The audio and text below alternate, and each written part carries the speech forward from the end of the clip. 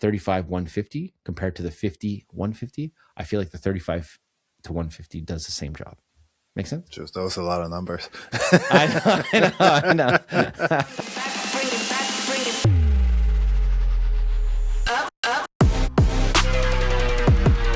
All right, welcome back to the latest episode of Game Day Glare. I'm Lance. I'm with E.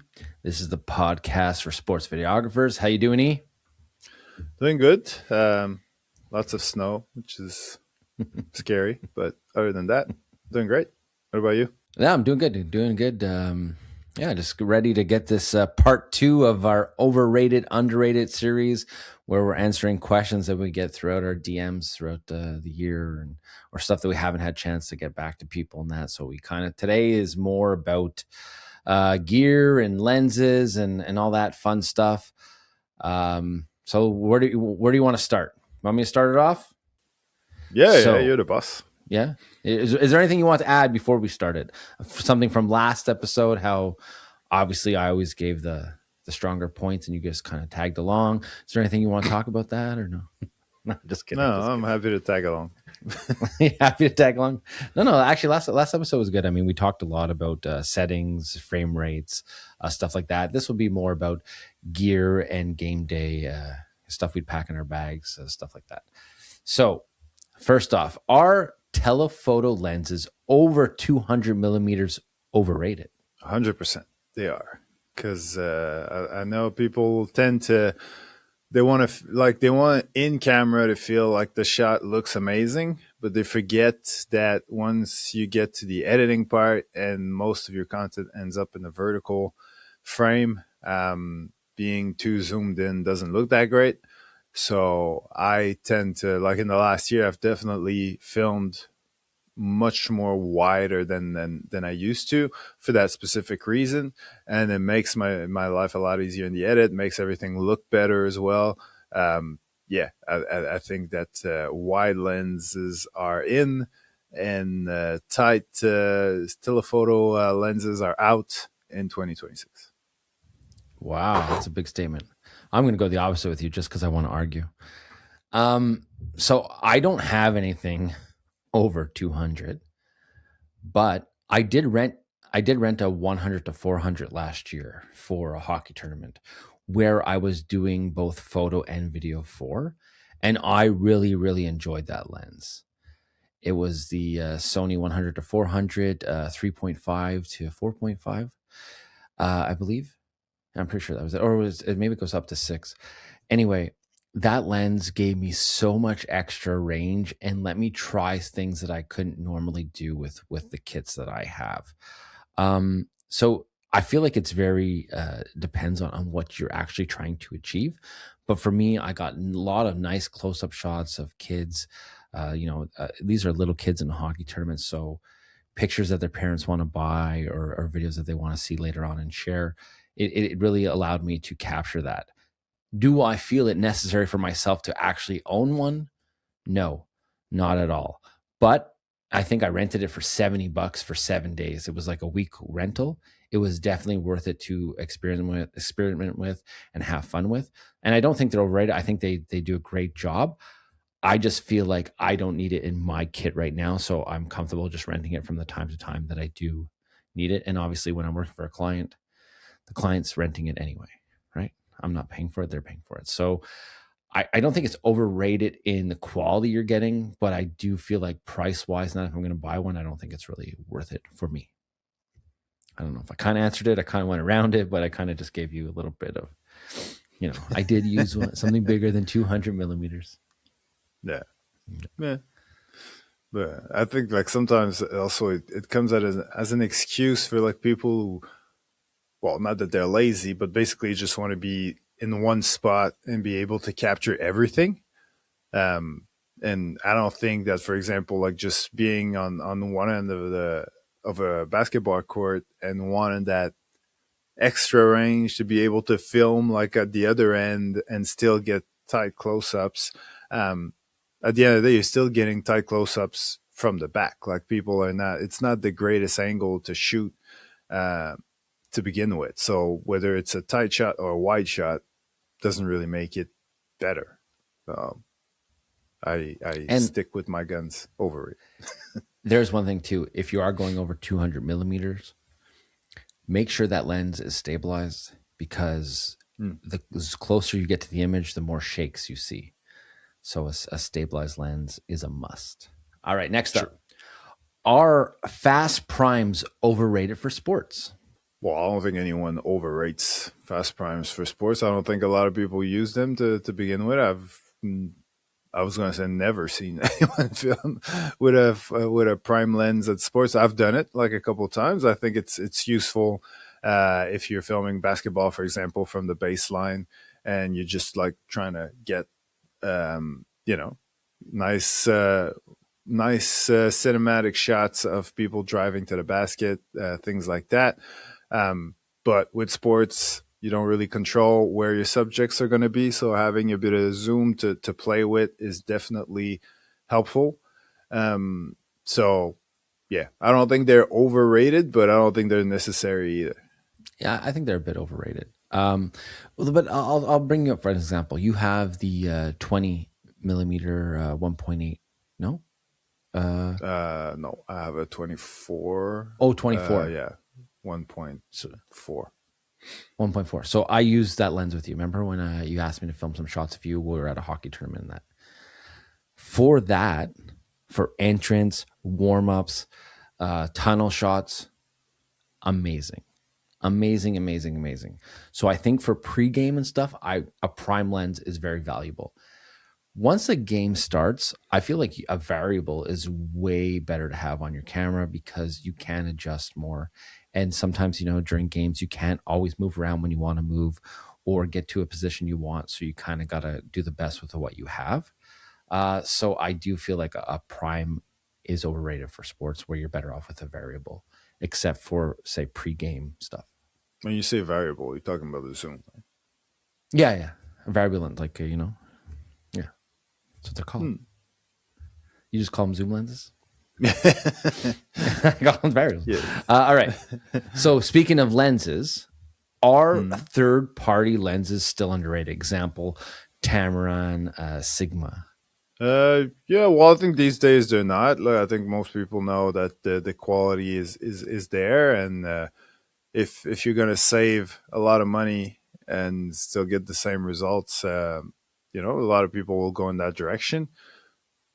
Like, because it used to be that if you don't have like a Sony lens on the Sony camera, for example, it was going to greatly affect your autofocus, things like that. So, but I don't think it's the case anymore. Like, it's probably not optimal, but it's not far enough behind to be a problem. So I've used Tamron, I've used Sigma. I've been very happy with the results. These days, like, because it used to be like, when you're building a kit, you're obviously you don't necessarily have like a great budget, so you definitely look at third party lenses, and you're also like trying stuff because you don't really know what you're doing. So I'm buying a lens because that I think that lens gonna solve like all my problems, and then I realize, oh yeah, it's great for this, but it's not so great for that. So I'll buy another lens for that thing and that. And that. Now I'm at a position, and I've been there for a while, where I know exactly what I need. So I tend to buy just like native lenses, just because I know exactly what I need in terms of the zoom range and the aperture and all that. So I'll just get the perfect lens for my need and go all out. Make sure I get a lens that's going to be high quality and last me for years and years and years to come. So I'll spend the extra money. But is it necessary? Definitely not. And especially now when you're starting or if you're on a budget. Yeah. I feel like these lenses are just as good. Obviously, Sony always says that the Sony lens, the autofocus tacks a little faster and is a little bit better. But like most of the lenses are not stabilized, right? Whether you buy a Sony lens or a Tamron or a Sigma. So I think that would really make the difference for me. If for some reason the native lenses were all stabilized and the knockoffs or the third party ones were not stabilized, that would make the difference. But if I'm looking, let's just say, so I just picked up a 35 to 150, right? The Sony equivalent is a 50 to 150. The price range is like $3,000 difference. Now, for me, the image quality is not going to affect it $3,000 more, you know, and where that Tamron 35 to 150 solves my problem just as much as the 50 to 150. Because I was leaning towards getting the 50 to 150. And then when I saw it and I used it in that, I was like, okay, I'm paying for the name. I'm paying for a couple little megapixels here and there that I could see in the photos. But except for that, it's pretty much the same thing. So, you know, make sure that the lens you're picking, whether it be a native one or a third party, make sure it reaches the focal lengths and your needs. For example, you have a great lens. You have the 1635, right? Sony, which is like for YouTube, and that is the go-to lens. Now, Tamron just came out. They just updated their wide. They used to have a 17-28. Now they have a 16-30. Now people are saying, should I pick the 16-30 up instead of the 16-35? Because not many of the third parties have the exact same focal lengths as the native ones. So ideally, say for your kit, you have a 16-35, and then you have a Tamron 35-150. With those two lenses, you've covered that complete range. Where if I chose the cheaper route and got the 16-30, I'm missing that little gap. That little gap isn't that big of a deal, but it really depends on what I am shooting, what I'm expected to get. Like that 35, the 16-35, I know if I'm using that lens and I have an interview to do, if I put on 35, that is the ideal focal length for an interview setup. And then the 16 is wide enough to capture all your pre-game stuff, end zone stuff for football.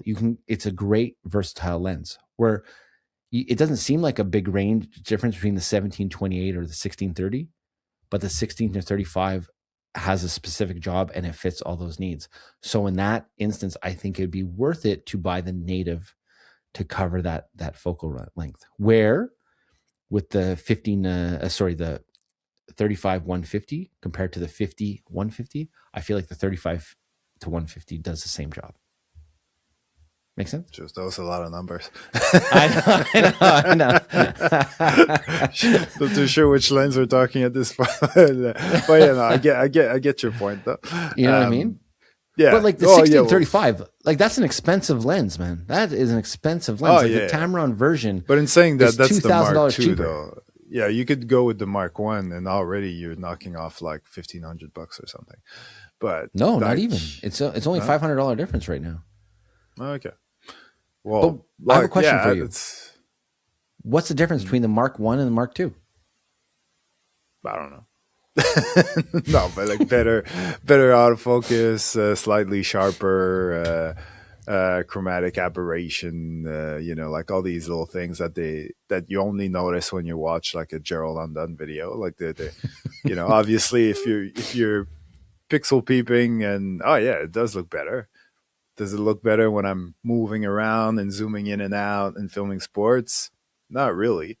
But for me, it's like, if I'm investing in a lens that I'm going to be using for the 6, 7, 8, 10 next years, and this is my business we're talking about, and then I'm going to put all the odds in my favor and go all in with the best quality so that I don't get stuck using something that I'm maybe in a few years I feel like I'm getting 85% of what I could get if I'd spend a little bit more money back then. You know what I mean? So that's kind of where I come from.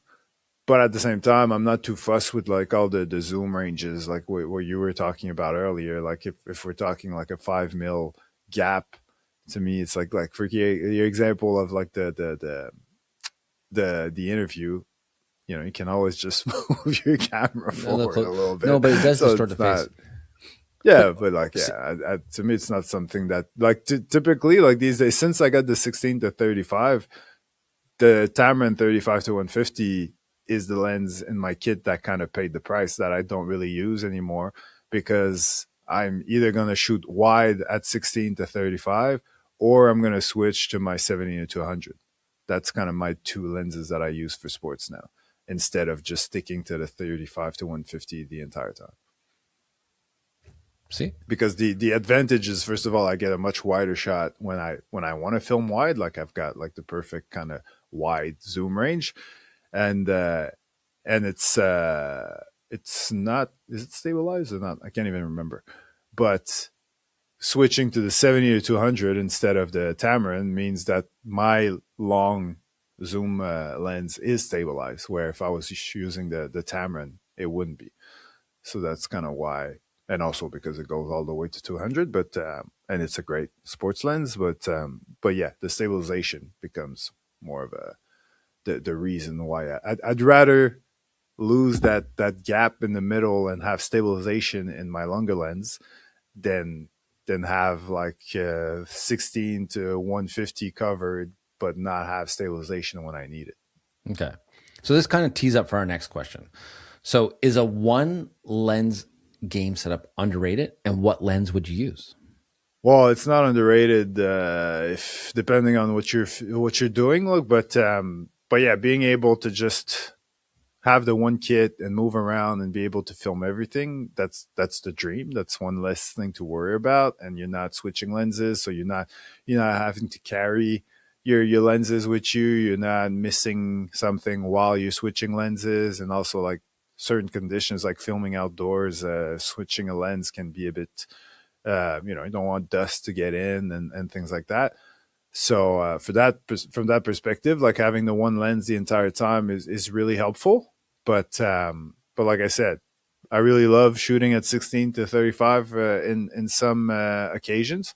So I these days, like I film with the Tamron on from start to finish for years, and but now I kind of fell in love with the wider shots, and so I sort of made the sacrifice of filming with two lenses for that reason mainly. But yeah, so yeah, all that to say that I'm tiptoeing around the question, but like I don't think it's underrated necessarily, but it is overrated in my opinion. Okay. Uh, Personally, if I'm filming a game, I would love to just do it with one lens. And I think the two best lens choices are, depending on your sport. My favorite lens of all time is a 28-75. But say for hockey or even basketball, I think the 35 to 150 is the go-to. I know in the NHL, the 35 to 150 is most teams go to, their sports videographers use for games. It gives you enough reach on the other end, and it gives you enough wide in your own zone. So I think for hockey, the actual game play, uh, that's the one lens the one lens kit I would go to, just because it covers everything, gives you enough. Obviously, yeah, if you can get the or even if you use the 50 to 150 or you can use the 70 to 200 also. But the problem is when you use a 7200, if you're close down by the boards, and that the second they come in your zone, it gets way too tight if you have to go to vertical, where that 35 still keeps you a bit safe.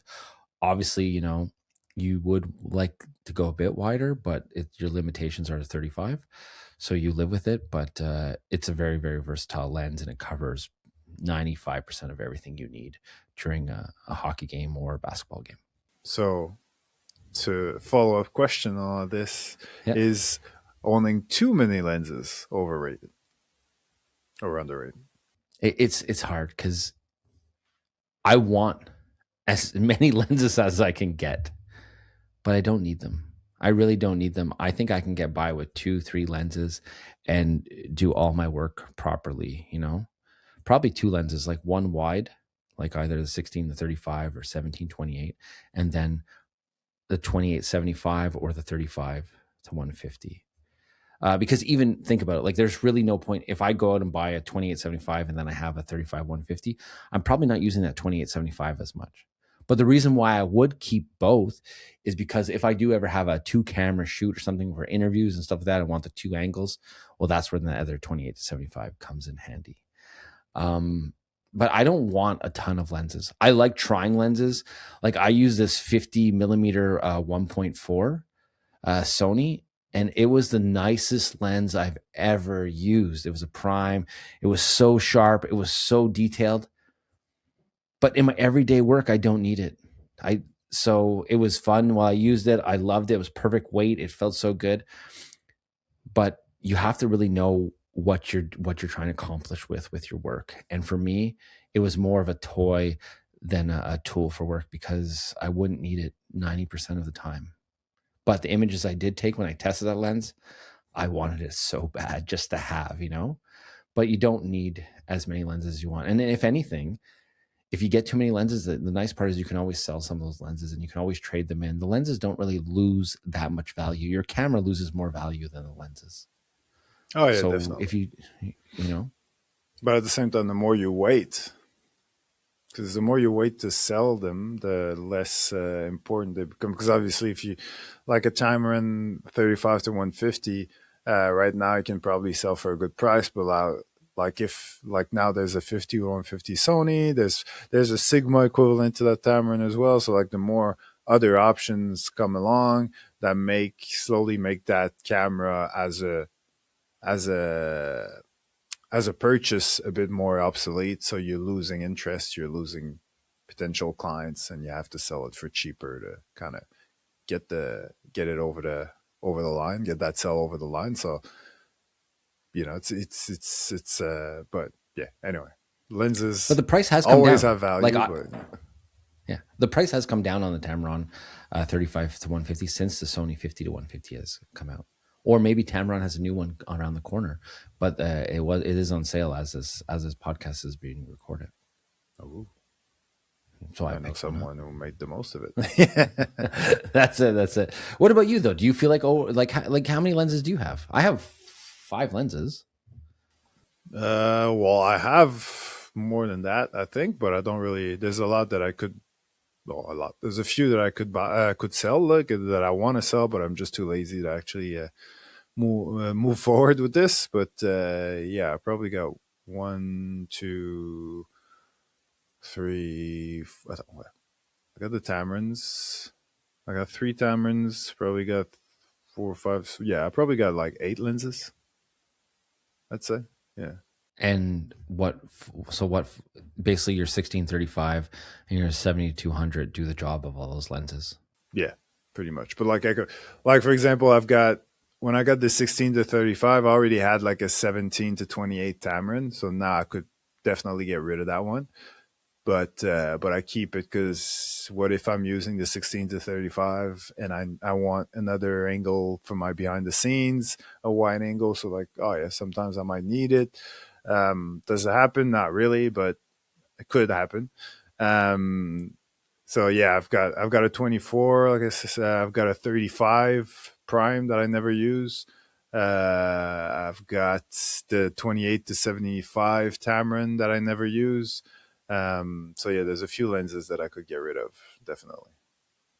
All right. I had a couple of questions about lenses, For a but price. we can't for a price. Yeah. He's going to sell them in the comments below. So just tell him what Mm. lens you want him to send over and I'll send it your way. No, because I remember when I moved from Australia and I was saying in the video, yeah, no, because I made a video when I just bought the Tamron 35 to 150, and I was like, I'm moving to Canada, so I'm getting rid of a lot of lenses, and I'm hoping that this lens is gonna cover, wide range, which will allow me to get rid of a bunch of other lenses because I don't want to travel with 15 lenses. And then I get all these comments of like, oh, since you're getting rid of lenses, do you mind sending like which lenses do you have? I'd love to have one for free if you're not using it and stuff. I'm like, no. When I say get rid of, I mean sell. Like I need the Exactly. money. So I was going to ask you what lens you grab without thinking of, but you already said it. Your 1635 is your go-to now, right? Pretty much. It's always on your camera. Yeah. Well, obviously, it depends what I'm filming and from where. Like, if I'm going to cover a soccer game, I'll definitely need something a bit tighter than that. But the ideal shot for me is like a shot from up close, quite wide, with my subject in the middle, and that's what I love to do. But it's not something that you can always do, depending on what you're So I filming. have another question written down. It was, what lens surprised you the most? For me, it was the 28 to 75. It was one of the first lenses that I purchased for myself.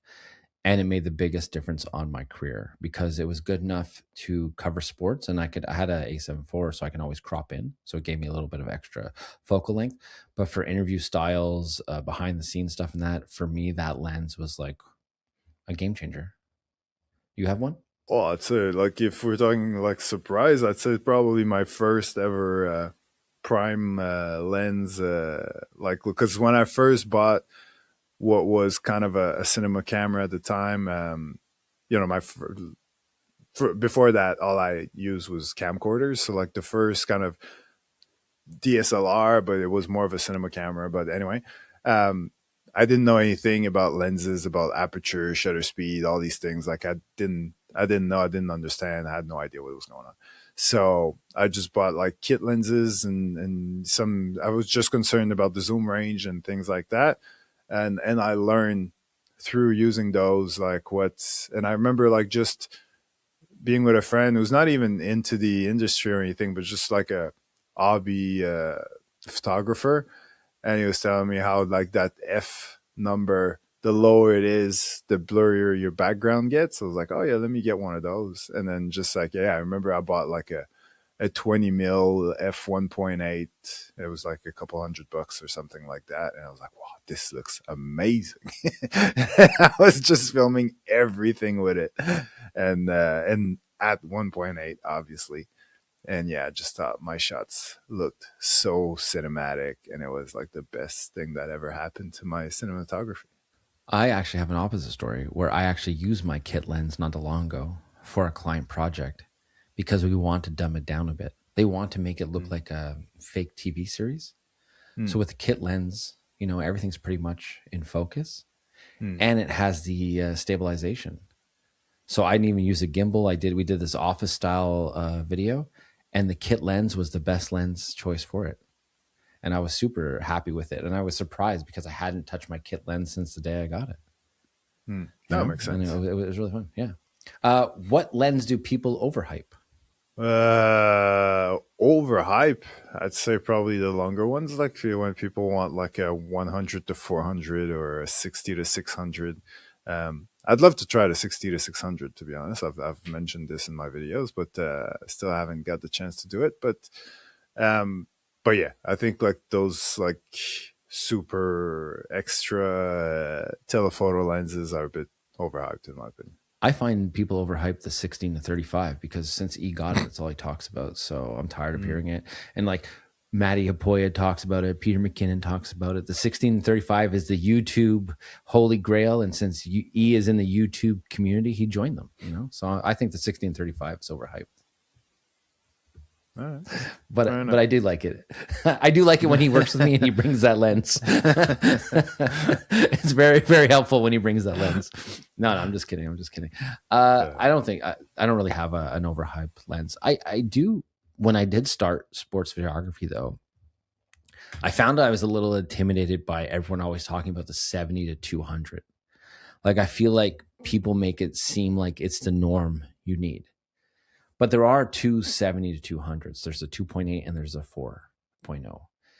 And I feel like you can get away with the cheaper one, the 4.0, because first of all, the image is getting compressed anyway because it's a telephoto lens. And honestly, in sports, you're probably not going to be filming at 2.8 all the time, especially if you're outdoors. So I feel like the 70, 200, 2.8 is a little overhyped considering you can get the F4 for a bit cheaper, which has the same focal range. Yeah, fair And point. plus, I don't have it. Any lens that I don't have, I feel like it's overhyped. I try and tell myself that's the reason why I haven't bought it yet. Okay. Exactly. Yeah. Now, the next one is something that I know your opinions changed on over the last year, and it's, are gimbals overrated for sports? Yeah, you're right. It changed. Like I used to think that they were definitely overrated, but now that I'm filming wider, a gimbal is a lot easier to manage.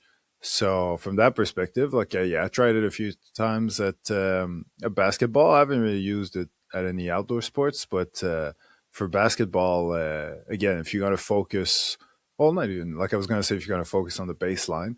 Uh, it can look pretty decent, like especially because you can kind of hold it like extremely low and have like a a very low angle type view that's kind of cool, and then you can track the player as well as they jump. You kind of move higher with them, things like that. Um, but uh, but you can also use it on the sideline, travel shot, things like that from the crowd. A bit of a dynamic camera movement. So yeah, I don't think it's overrated at all, actually. I really enjoy doing gimbal shots. I enjoy gimbal. The only thing that I struggle with in sports is I feel like you almost need a two camera setup if I'm going to use a gimbal. Because I don't want to be using the gimbal the whole time. I really enjoy handheld or on my monopod, where the gimbal I'm using it for specific shots, like entries, sidelines, like you suggested, stuff like that. Like nice push-ins. I'm not going to be using it as much as I always anticipate. So I feel like I need two cameras, one with that I can just leave the gimbal on, and one that I can have my hand to do handheld stuff. So that's the only hard part I find with the gimbal, because when you're at these sporting events now, you can't always just leave a camera there on the ground and do your stuff and look back down, and it's tough. So I would use ideally, in an ideal situation, I'd be a two-person team. One person's using the gimbal, one person's doing the other shots, and then I think it works the best. But there's something to say about a nice gimbal shot. Like, it feels so smooth, especially with a wide angle lens. Like, it's so nice. It's so satisfying when you get that shot. So I am a big fan of gimbals, but I don't always use them at sporting events because I don't always have the time, or I'm one person. And that's where I'll crack out my little Pocket 3. You've seen it, E. You used it a couple times. Um, for that one or two shots that I will use a gimbal shot, I'll cheat. I'll use that. It's 10-bit. I can color grade it the exact same as my Sony footage, so you don't even realize that it's not the same camera. So that's a little hack that I use because I can just keep it in my pocket and it does pretty much the same thing. Obviously, when you have your mirrorless camera on a gimbal, the quality is way much better. Uh, the shot is nicer, but just for a quick little shot in one video, I don't mind using my Pocket 3. Fair enough. What about cages? Cages, I think, are underrated. I think having a cage on your camera is so important. It's the first thing that I when I'm getting a new camera, I'm ordering my cage the same day I'm getting my camera. One, just for protection. Like, these cameras, they're pretty fragile. If you drop it, if you do anything, I'm not saying your cage is going to stop your camera from breaking if you drop it or anything like that, but it definitely adds a little bit more protection. And it's nice to be able to personalize your camera. If you want a handle in a certain position for your shotgun mics, because without the cage, none of that other stuff that in sports photography fits on your camera. That you only have one hot shoe. That's it. So at least this, with my cage, I have two cold shoes. I have rails where I can click on quick hand release, or a handle on top. It gives me a lot more options. So I think a cage is one of the most underrated things you can get for your camera. Um, yeah, I was gonna say, like, I like, because I'm looking at mine right now off camera, You're and like, oh, I love that cage. Look at that small rig. Oh, well, I think, like, it just depends on, like, if obviously if you don't have any accessories to add on to your camera, if you're only putting like a shotgun mic on top of it and that's it, or just a monitor, do you really need a cage just for that? Probably not. But if you plan on adding, like you said, all these little things that make it more, like adding a handle, or a top handle, a side one, whatever, um, then yeah, it becomes mandatory. Like, and it's even for me, who have like a FX3, and like one of the selling point of the FX series when it came out, it's like, ooh, the body is like it's a cinema body, and there's all these attachment points on it, so you don't need a cage. Like, not really. Like, you don't. It's no one attaches anything to the, like, if you could attach something, but like nothing that you're actually going to put weight onto, or I wouldn't attach like a handle to that one attachment point on my FX3 and then hold my entire camera by that handle. Like, it doesn't look very safe to me. And there's only, there's a few little attachment points, and they're very far apart. So it's not like you can use like two of them to secure something. There's two on top, which are used to put the audio handle, but anything else, not really. So yeah, definitely, if you want to add accessories to your camera, a cage is the way to do it. And it looks badass. Your camera looks badass with a cage on it. Let's be honest. I wouldn't go that far. No?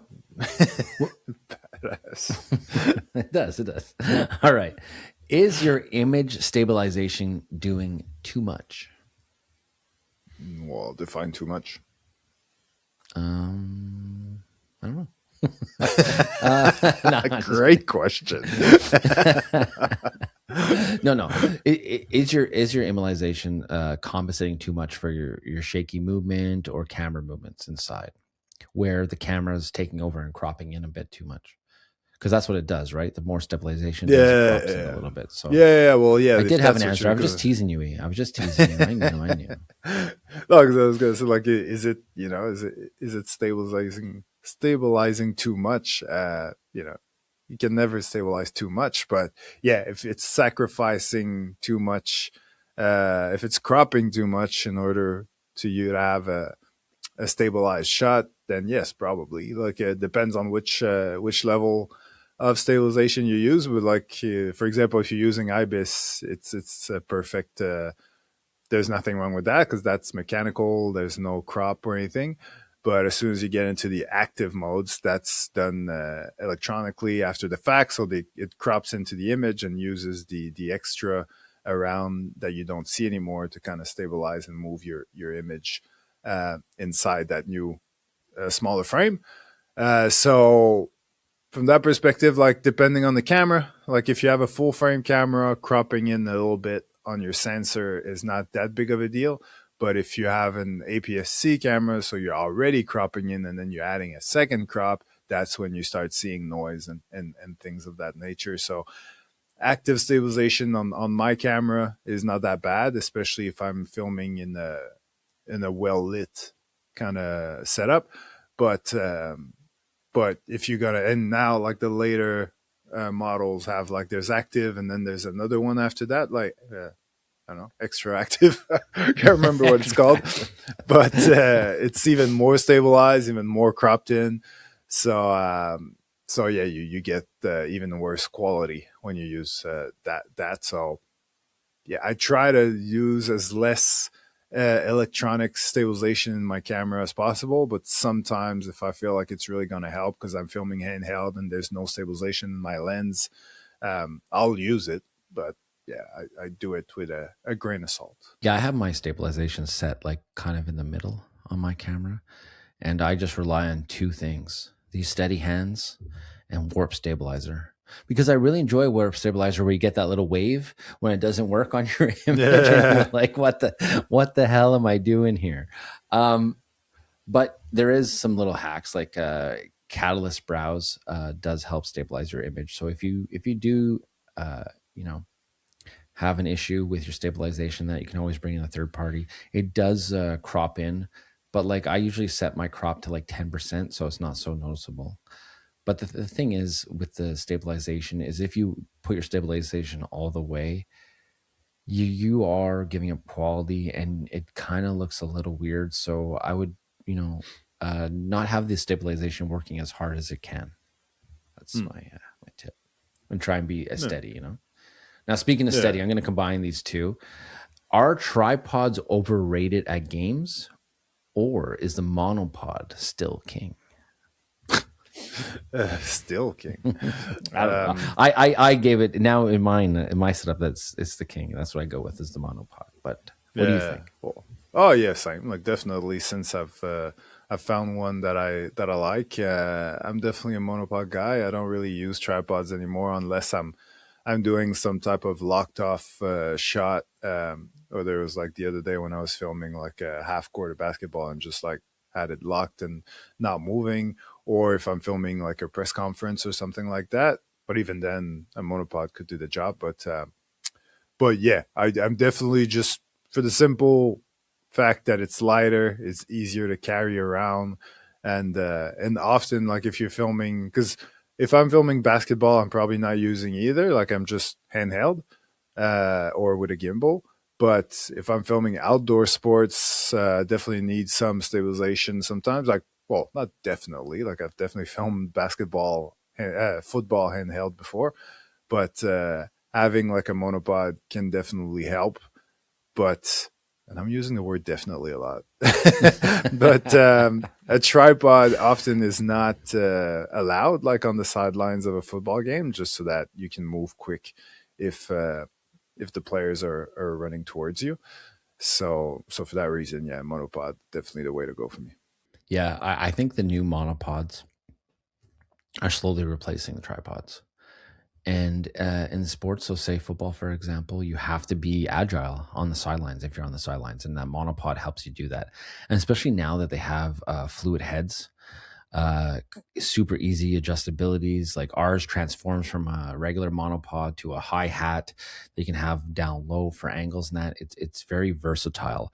Where the tripod nowadays, you're just locked in. So if I'm not doing a press conference, I don't need a tripod at all. Um, and it's changed my workflow, the monopod. I trust it. Like I can keep my monopod beside me with 35 to 150, my camera, a V mount battery, and it's just going to sit there. As long as no one knocks into it, it's not going to fall.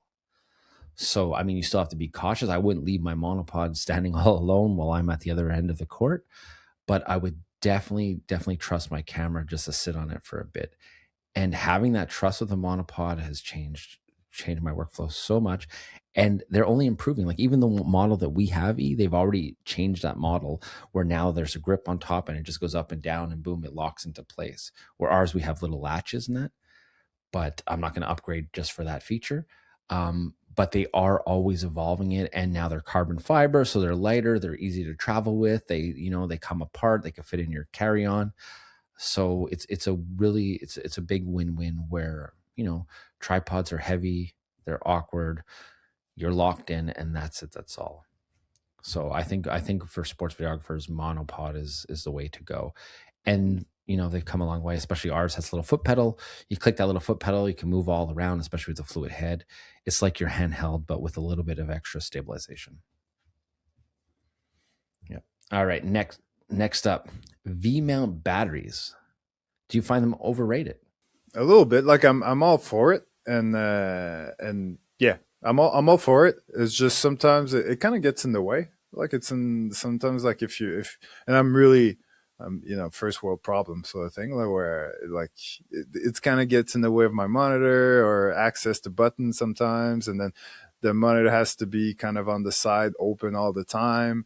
I can't just close it when I want, things like that. So it's not that big of a deal, but are they that necessary? Like if you're mindful of your battery, because usually not everyone goes straight to V mount battery. Like usually what happens is that you buy batteries for a while and then eventually you move on to V mount batteries. So by the time you do, you already have like four batteries at least sort of laying around. So do you technically need a V mount battery to get through a day of filming? Not really. But is it a lot safer and just you know easier on your mind to just have the battery, the V mount battery, and just leave your camera on all the time and not have to worry about managing your batteries and power and all that, and just like making sure that you're switching batteries at the right time so you don't get caught in the middle of a play. So like yeah, obviously it's a lot more convenient from that perspective, but is it absolutely necessary? Not really. So I have a V mount battery. I think it's overrated, but at the same time, I feel like it has a purpose. First of all, when you have your whole kit built out and you have that V mount battery, it balances it pretty good. It's nice. You Mm. can always rest it on your sternum or whatever. And it's heavy, right? But it can alleviate if I have a screen. I can plug my V mount battery into my camera and into my monitor, so I don't need that Sony heavy battery also. So it does save me in that, and it gives me peace of mind that I know I can record all day. Where in other points you have like 3 4 batteries in your pocket and you're switching every hour. Now I know a V mount battery will get me through the full game and more, but if I am doing a quick run and gun in that, it gets heavy after an hour, 2 hours in that. So I don't use my V mount battery all the time. I pick and choose when I'm using it. I have different camera setups for different events. So I kind of gauge it by that. So I don't think it's necessary. I think everybody jumps to V mount battery because they assume that's what you need. but you don't really need to. Even if you're filming a hockey game, you can get through a hockey game with 2 batteries. You know, honestly, and record the whole time, or have your camera on the whole time. 2 batteries is enough. I've done some with 1 sometimes, and then I've gone to 2. Where my V mount, after I use my V mount at 100%, after I film a whole hockey game and I'm powering everything up, I'm still at like 70%. So it's a bit of overkill. So I do find it a bit overrated, Yeah, but but it it is a nice depends on option to how. have. Yeah, and it depends on how long of a day it is for you to film a hockey game. If you're filming just the game from start to finish, yeah. But if you're getting there early, shooting the arrivals, all that sort of stuff, and then after the game you have the press conference, and that can drag on a little bit as well. And if you're filming all this stuff in 4K 120, that's also consuming a lot more power. So, so yeah, it just depends on context. You're looking like everything you just said there. So from pre-game to post-game, 5 hours, just game 3 hours. But in hockey, you have 15-minute intermissions where you could turn your camera off and save the battery power if you need. Yeah. All right.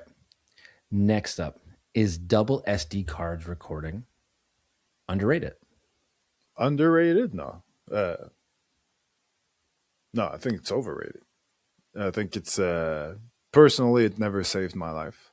I think the only thing that helped me, if I'm that perspective, and I'm happy to have it, like don't get me wrong, but the only time it helped me was more in the beginning when I had like cards that were more like I was filming 4K 120 a lot, but I bought cards that were only 128 gigs, so at some point they could fill up if it was a long day, so I could, and I didn't have time to copy everything on my computer and not miss anything in the game. So I would just delete the second card and then record on the second card, for the rest of the game. So and keep what I filmed so far on the first card. So from that perspective, it saved me.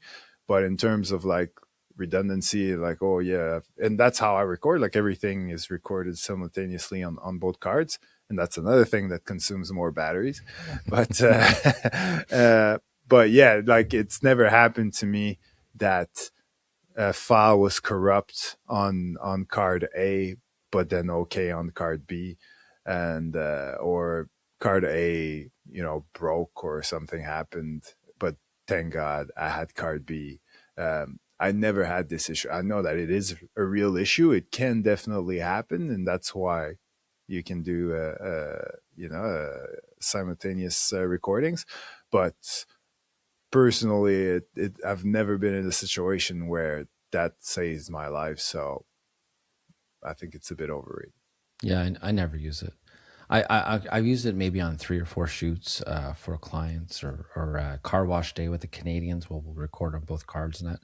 But when I'm doing my own stuff and that, no, I never record on both cards because I find it overkill.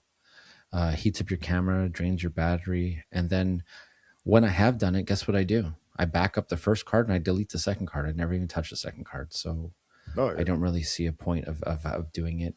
I mean, if I'm filming, I don't know, some big person and this is my one chance to get them, then yeah, I'll take the time and I'll record on both cards just in case. But 95% of the time, it's overkill. But Now, at the same time, it's the same can be said about insurance. The same can be said yeah, about yeah, backing up your hard iPhone to drives. the iCloud. Like it's for emergencies. So it 95% of the time it's for nothing, but that 5% is gonna save your life. So yeah. Is the fear of overheating overrated or justified? Well, it's justified because usually at the end of the game is where your camera overheats, and it's usually where the moment counts more than ever. So this is definitely not the time where you want to be missing a shot because your camera overheated.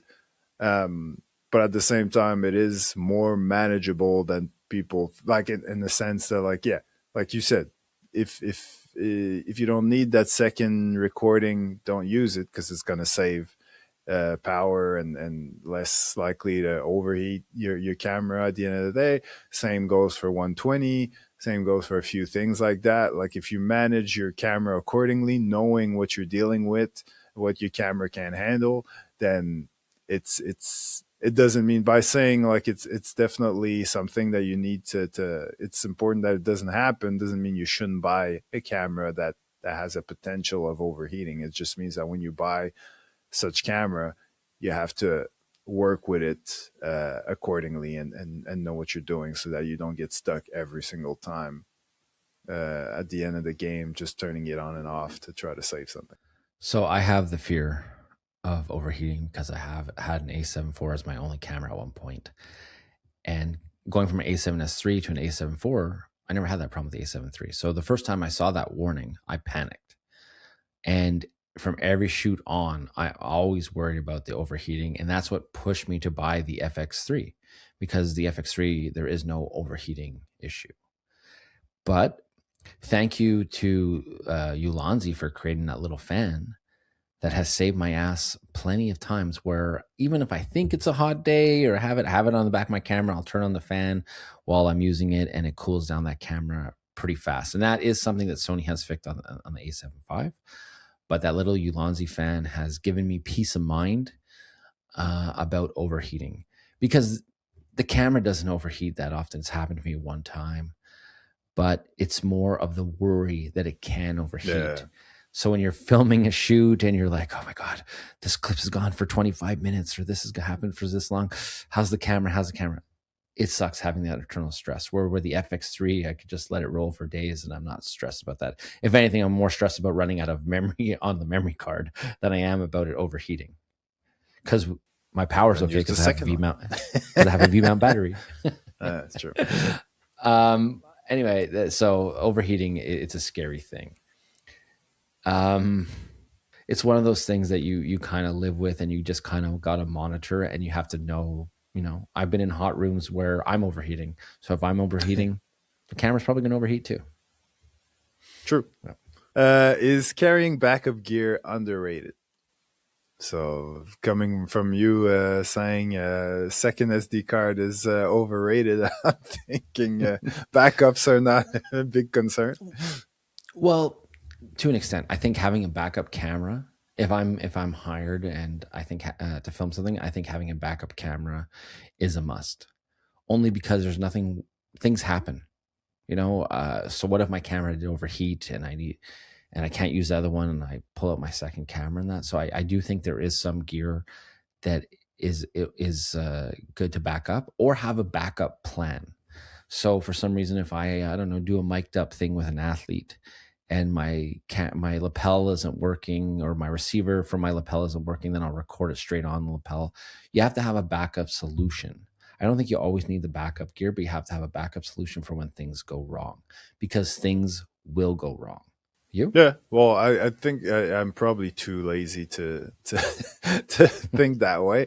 I'm kind of the opposite, actually. I don't really have backups for anything, but what I do is have, my fear is not that my camera is going to break or I need a backup for it or anything else.